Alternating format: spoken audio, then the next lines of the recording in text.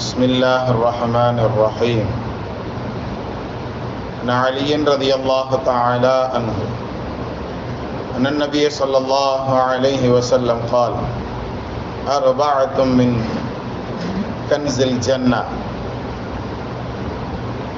وصلة الرحم أو كما قال عليه الصلاة والسلام والتسليم.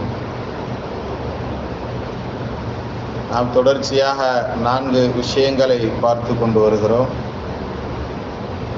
அதில் ஒன்று இஹ்ஃபாஉ ஸதகா, தான தர்மங்களை மறைத்து செய்வது.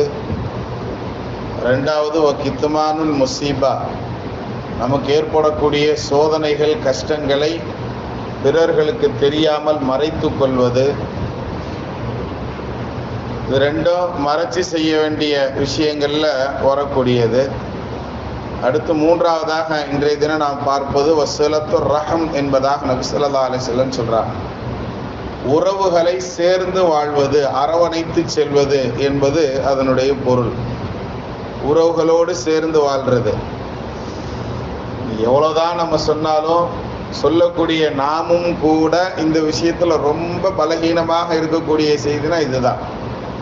வேற எதுனாலும் சொல்லுங்க, அதற்கு அவன் வீட்டில் போய் நான் நிற்க மாட்டேன் அப்படிங்கிற லெவல்ல தான் நம்மளுடைய எல்லோருடைய குணங்கள் எல்லாம். அவனோட நான் கொஞ்சம் வசதிங்கிற அந்த எண்ணம் தான் எல்லாத்துக்குமே காரணம்.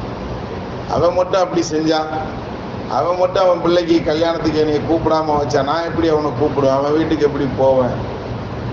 ஸல்லல்லாஹு அலைஹி வஸல்லம் அவர்களுடைய ஒரே ஒரு ஹஜ்ஜு, அந்த ஹஜ்ஜினுடைய பெரிய உபதேசம், அந்த உபதேசத்தை ஆரம்பிக்கிறதுக்கு முன்னாடி சொன்னதாக நாம் வரலாறுகளில் பார்க்கிறோம். உங்களில் யாராவது உறவை முறித்தவர் இருந்தால் எந்திரிச்சு போயிருங்கன்னு சொல்லுவாங்க. இந்த உட்கார்றதுக்கு தகுதியே கிடையாதுங்கிறத நபி ஸல்லல்லாஹு அலைஹி வஸல்லம் சிம்பிளா சொல்லிடுவாங்க.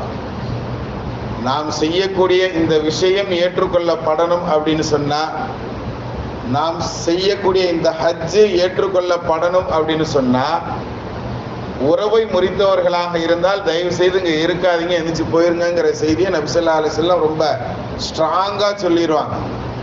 எத்தனை பேர் எந்திரிச்சு போயிருப்பாங்கன்னு நினைக்கிறீங்க? இப்போ நம்ம சொன்னா பள்ளி எல்லாருமே எந்திரிச்சு வெளியே போயிடுவோம். அப்படித்தானே இருக்கும். ஆனால் அந்த நேரத்தில் ஒரே ஒரு தோழர் மட்டும் எந்திரிச்சு போனாங்க. போன வேகத்திலே திரும்ப வந்துட்டாங்க. நபி ஸல்லல்லாஹு அலைஹி வஸல்லம் அவர்கள் பர்சனலாக அவங்கள்ட்ட கேட்கும்போது, என்னுடைய சின்னம்மாவுக்கும் எனக்கும் லேசாக சின்ன மனக்கசப்பு இருந்தது, நான் அவங்கள்ட்ட போய் மன்னிப்பு கேட்டுட்டு வந்துட்டேன், சலாம் சொல்லி பேசிட்டு வந்துட்டேங்கிற செய்தியை அவர் சொன்னதுக்கு அப்புறம் நபி ஸல்லல்லாஹு அலைஹி வஸல்லம் அவர்கள் நல்லது செய்தாய் அப்படிங்கிற செய்தியை அந்த தோழருக்கு சுப செய்தியாக சொல்லுவாங்கங்கிறத நம்ம வரலாறுகளில் பார்த்தோம்.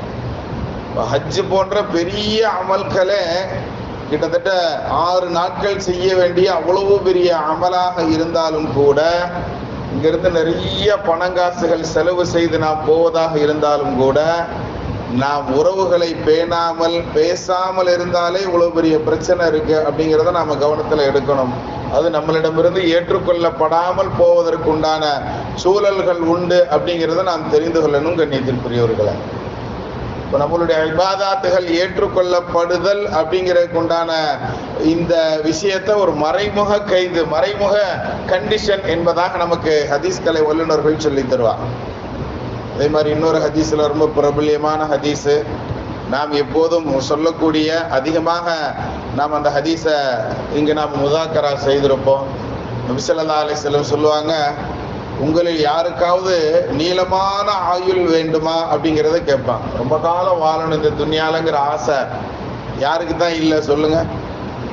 குடு கிழவனாக இருந்தாலும் இல்லை, இன்னும் கொஞ்ச நாள் என் பிள்ளைகளை சரி பண்ணணும், வழிகாட்டணும், நான் இந்த துனியாவில் இருக்குன்னு ஏதாவது ஒரு நொண்டி காரணத்தை சொல்லி துனியாவில் ரொம்ப காலம் வாழணுங்கிறத நாம் விரும்பத்தான் செய்வோம். அதே மாதிரி அந்த வாழும் காலமெல்லாம் நமக்கு நல்ல துட்டு பணம் காசு வேணும், நல்ல ஆஃபியத்து வேணும் அப்படிங்கக்கூடிய சூழலுக்கு பெயர் ரிசுக்கு அப்படின்னு சொல்லுவோம். உங்களில் யாராவது வளமான ரிசுக்கு வேணும் அப்படின்னு நினைக்கிறவங்க இருக்கிறீங்களா? நீளமான ஆயுளும் நல்ல வளமான ரிசுக்கும் வேண்டும் என்பதாக உங்களில் யாராவது விரும்பினால், ஃபல்யஸில் ரஹிமஹு, அவர் தன்னுடைய உறவோடு சேர்ந்து வாழ்ந்து கொள்ளட்டும் அப்படிங்கிறத நபி ஸல்லல்லாஹு அலைஹி வஸல்லம் சொல்லி தர்றாங்க. ஆக நம்ம உறவுகளோடு சேர்ந்து வாழ்ந்தோம்னு சொன்னால் கிடைக்கக்கூடிய பெரிய விஷயம், நாம் இந்த துனியாவில் ஆசைப்படக்கூடிய ரொம்ப முக்கியமான விஷயம் ரிசுக்கும் ஆயிலும் தான். இந்த ரெண்டுமே நமக்கு கிடைக்கும் நபி ஸல்லல்லாஹு அலைஹி வஸல்லம் சொல்லியிருக்கிறாங்க. ஆனால் கிடைக்கணுங்கிறதுலாம் ஆசை தெளிவாக இருக்கும். ஆனால் எதை செய்ய சொன்னாங்களோ அதை மட்டும் நாம் செய்ய மாட்டோம். ரெண்டு பிரயோஜனம் தர்றேன், ரெண்டு விதமான கூலி தர்றேன், ஒரே ஒரு விஷயத்தை மட்டும் செய்யணும் அல்லாஹ் சொல்கிறான். ஆனால் அங்கே மட்டும் நம்மளுடைய ப்ரெஸ்டேஜ் நம்மளை என்ன செய்ய மாட்டுக்கு, விட்டு கொடுக்க மாட்டுக்கு. எல்லா இடத்துலையும் நாம் என்ன செஞ்சுட்டு இருக்கிறோம், இல்லை அது மட்டும் சரியாகாது, அதுக்கு நான் சீக்கிரமே மூத்தா போனாலும் பரவாயில்ல, எனக்கு ரிசுக்கு வேண்டாம் அப்படிங்கிற சூழல்களில் தான் நம்மளுடைய நடவடிக்கைகள் எல்லாம் இருக்கிறது. கண்ணியத்திற்குரியவர்களை, அல்லாஹ் தஆலா நீண்ட ஆயுளோடும் நிறைந்த ரிசுக்குகளோடும் வாழக்கூடிய, அதற்குண்டான பாக்கியமாக இருக்கக்கூடிய உறவுகளை சேர்ந்து வாழக்கூடியனர் பாக்கியவான்களாக அல்லாஹ் நம்மை கபூல் செய்வானாக. பிஹக்கி சய்யிதினா வ ஆலி சய்யிதினா முஹம்மதின் ஸல்லல்லாஹு அலைஹி வஸல்லம். நேற்று பிறை நாம் தேட வேண்டிய நாள்.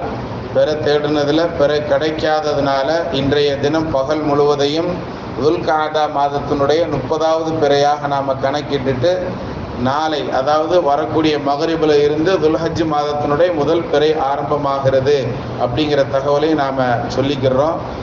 இந்த மீசை வெட்டுறவங்க, குர்பான் கொடுக்கக்கூடிய நியத்து உடையவர்கள், மீசை நகங்கள் தாடி வெட்டுறவங்க லேசாக அட்ஜஸ்ட் பண்ணிக்கிறவங்க இன்னைக்கு அசர் வரைக்கும் செஞ்சுக்கிடலாம் அப்படிங்கிறதையும் நாம் மேற்கோள் காட்டிக்கிறோம். அஸ்ஸலாமு அலைக்கும் வரஹ்மத்துல்லாஹி.